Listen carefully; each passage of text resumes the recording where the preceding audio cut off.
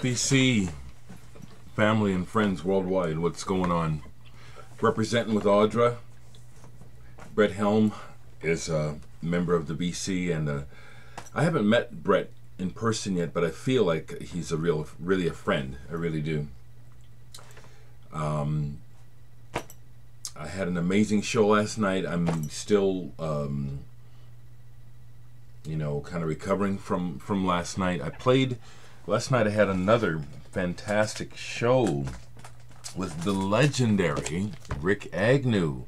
This man truly, again, besides being a very close friend now, in all sincerity, every time I see him play, he just proves again to me why I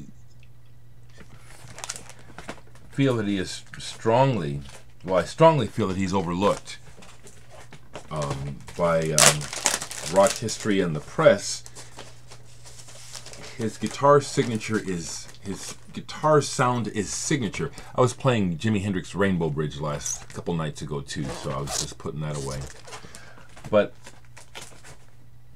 last night's show with the Rick Agnew band, he started DI, and they started the show by playing the first song off this album, OC Life. Fantastic show. Fantastic, seriously. Jetan Demon is now with him. His fiance, she was in a later version of Christian Death, plus another band called Pompeii, and then this band, the Crystals, with her daughter. She gave me a copy last night. Signed it. Fantastic night of music, friendship, energy, positive vibrations. My son, he has to call me uncle, but I call him my son, came to the show. It just meant so much to me, Reconnecting with my family, my extended family just means so much to me. To look out in the audience and to see my boy David moshing, while I'm playing, I can't say enough about it. So I wanted to just get on and say hello, do an update. And the update is mainly about, what I'm doing. The Crystals. Jetan gave this to me. I just played it. It's really raw and powerful. The woman is really neat. And look at this book that she included in it. She did all this artwork. She was explaining to me, how this came together in one sitting. All this artwork. She said she was kind of like in a fever. Fantastic, fantastic. So, actually what's happened? Okay, so now here's to the other important update. My Indiegogo campaign is going well. As I explained, I am asking for $5,000, although I can actually manufacture the record for about half of that. I am closing in on the $2,000 mark. So I'm going ahead. When I finish this video and put it to upload, I'm going over to Aaron Gum's house to complete and finalize the artwork for Murphy. Get it put on templates so I can send it in with the music. Yesterday I get home from the gig and someone has offered, I won't say his name, but someone offered to master my album for me for free. I really appreciate it. I'm not going to do it because I don't want to take that extra step of sending the tracks out and waiting.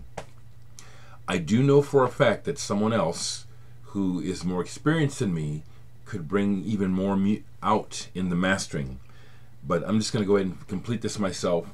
And the reason why I'm able to do that is because of how much I'm able to enjoy the music now.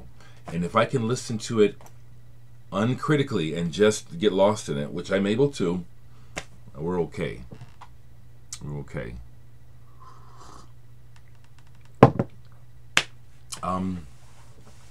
So please, I really need your support. I really appreciate it. So please, please go to my Indiegogo page, and even if it's only $5, please contribute. Some other records that are sitting out, because I know you folks like to see what I've been listening to. I've been listening to Brigitte Fontaine, Areski, L'incendi. It sounds like it means like something incendiary, or this is pretty psychedelic, actually. This is really cool. I don't speak French, so I don't know what they're saying, but again, when it comes to music, it's the feeling and the sound that matters to me the most. I will say this, though, when it comes to words and things that matter. There it is. Rick Agnew has a brand new band, has a new EP out. The Rick Agnew Band and Powerball Split EP. And he gave me a copy of this. I recommend this. His new song is an anthem, and Rick is true. He's true to the death. The song is called "I Can't Change the World," and the chorus is, "I can't change the world, but maybe we can change it together." And then you listen to the words. Rick has personal experience with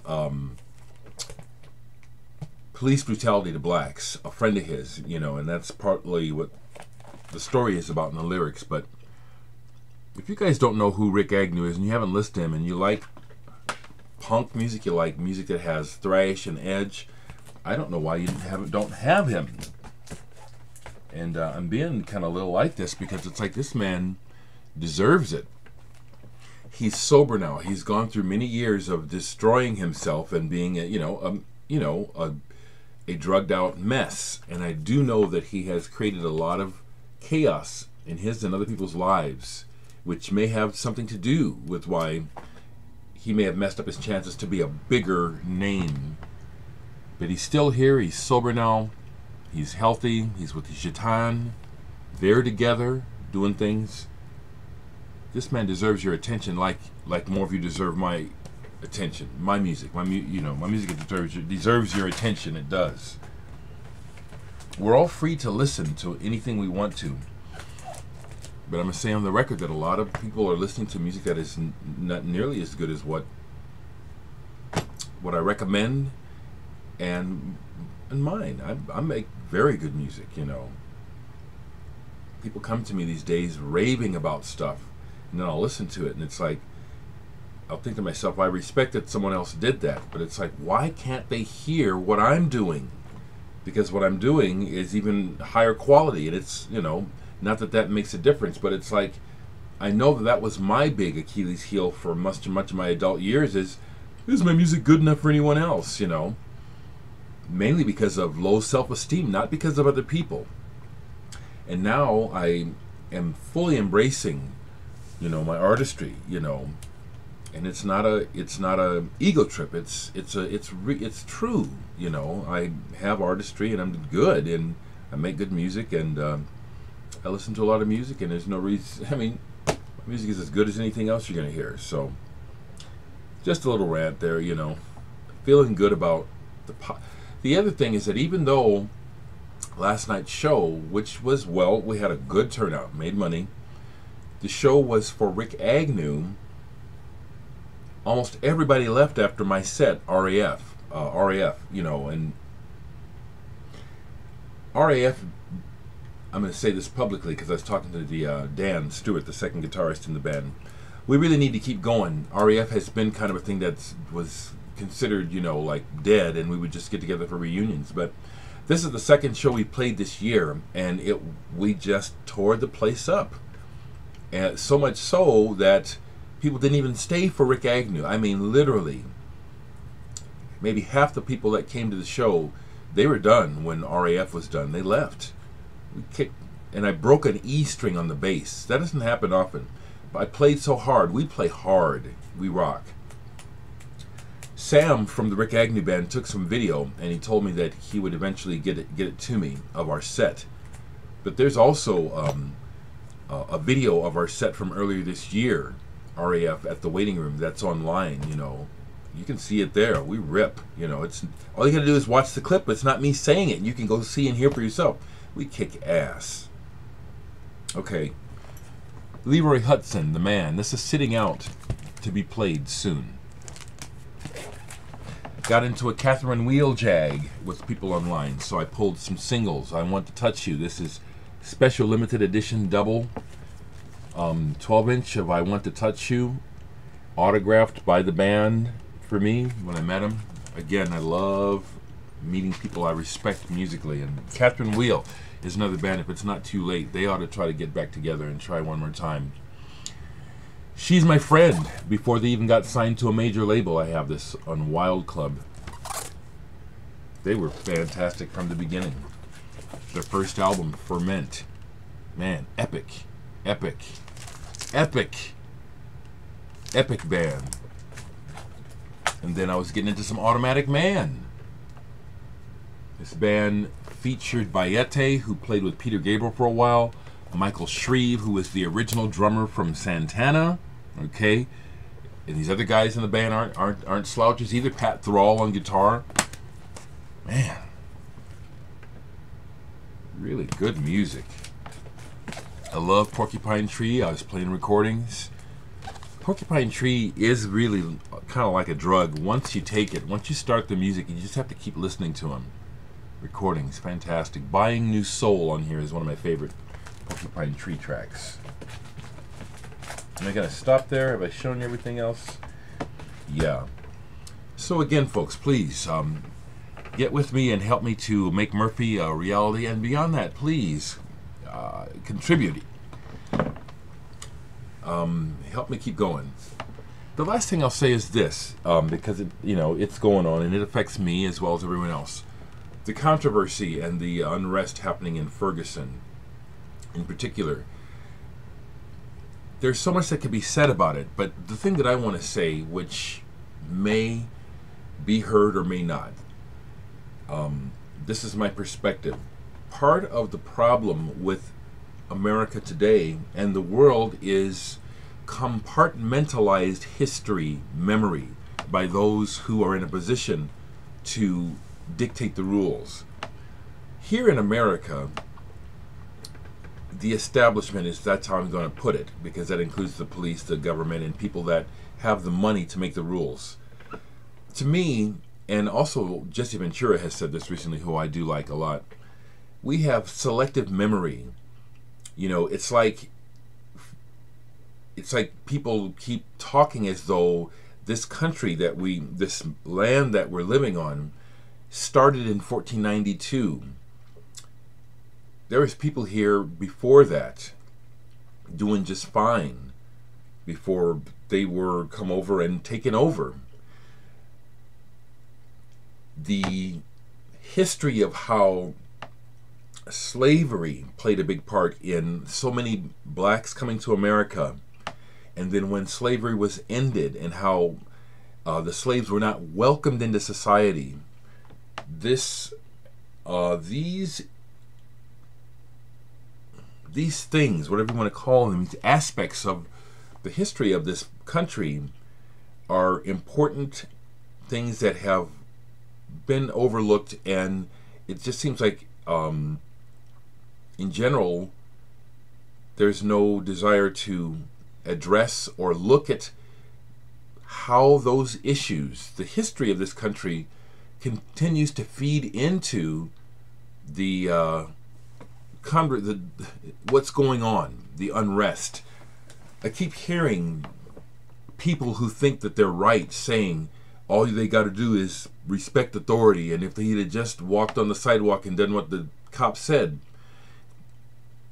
Those people just don't seem to be able to fathom that no, that's not right. That it's not that simple, and that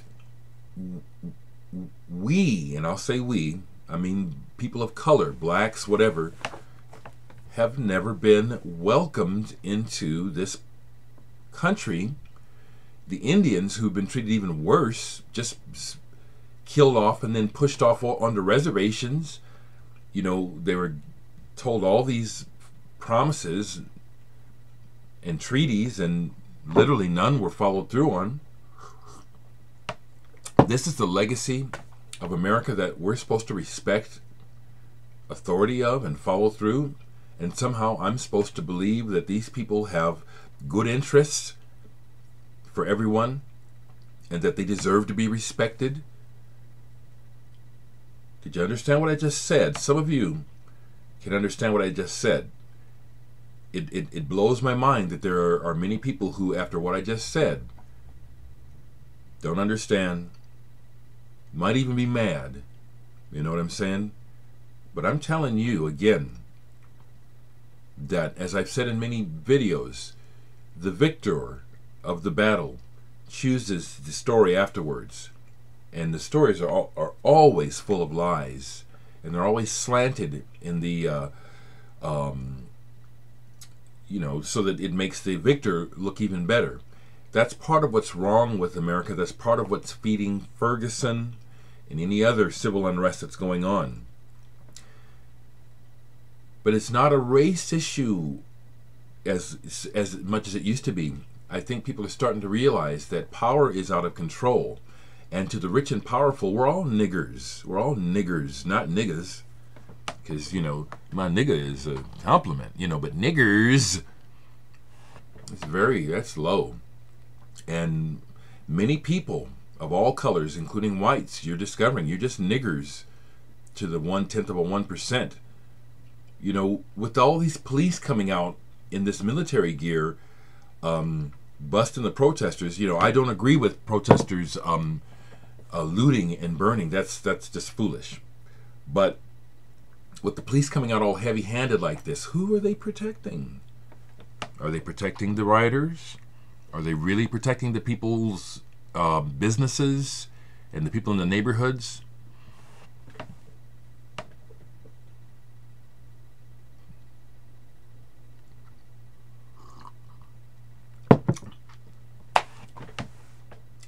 I see it myself. I see where this whole Agenda 21, you don't know about Agenda 21? Find out, it's real. Depopulation, stabilization of the population, getting us down to 500 million. You know, you got to kill a lot of people to accomplish that.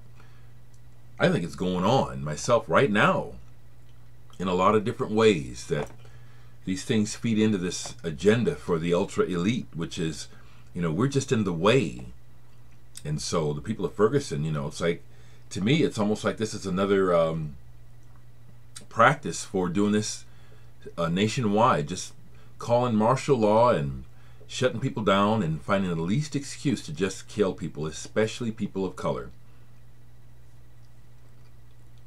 This is my opinion, and I'm giving it. So if you decide to give your opinion, that's all you're doing is giving your opinion. You cannot tell me what to think, okay? And I'm just really frustrated that it's so hard to find unity of thought, unity of purpose, finding people who are willing to be more compassionate than I'm right. Last thing I'll say is this: a big part of what's a problem is the great majority of people don't look at themselves. People don't examine themselves, and they don't work on themselves.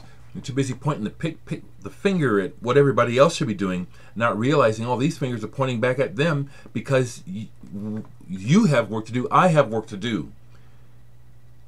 I'll say it. If I'm saying anything to you, it's because I'm willing to work on myself.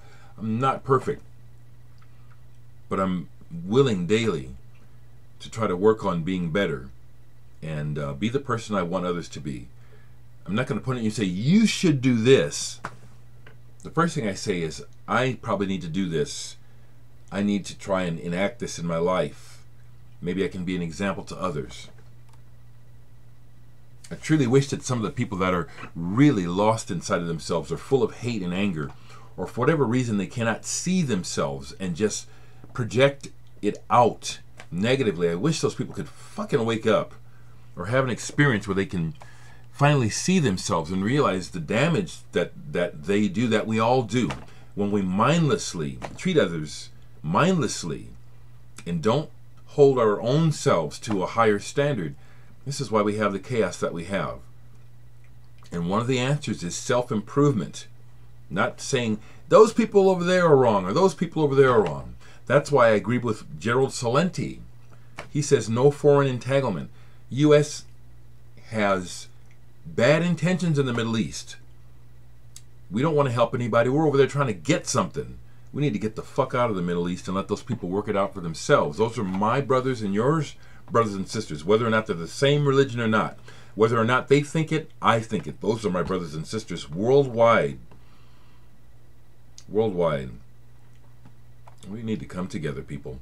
Don't forget that I am doing a fundraiser, but I care, and this is on my mind. And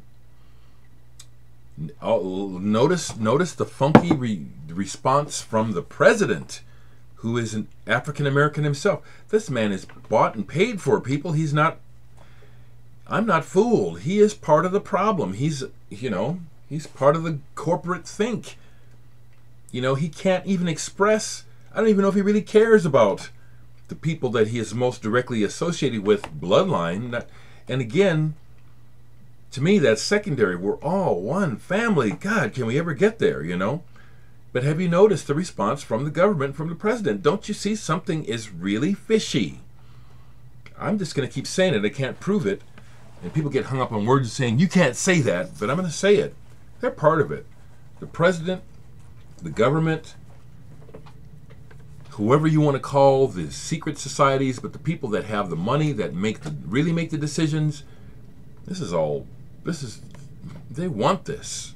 This is good for them, The less people that there are to feed and take care of, because there is enough for everybody. There are no food shortages. There is enough food for everyone. But the less of us they have to deal with, psychopaths. Psychopaths, people. I have to get it out.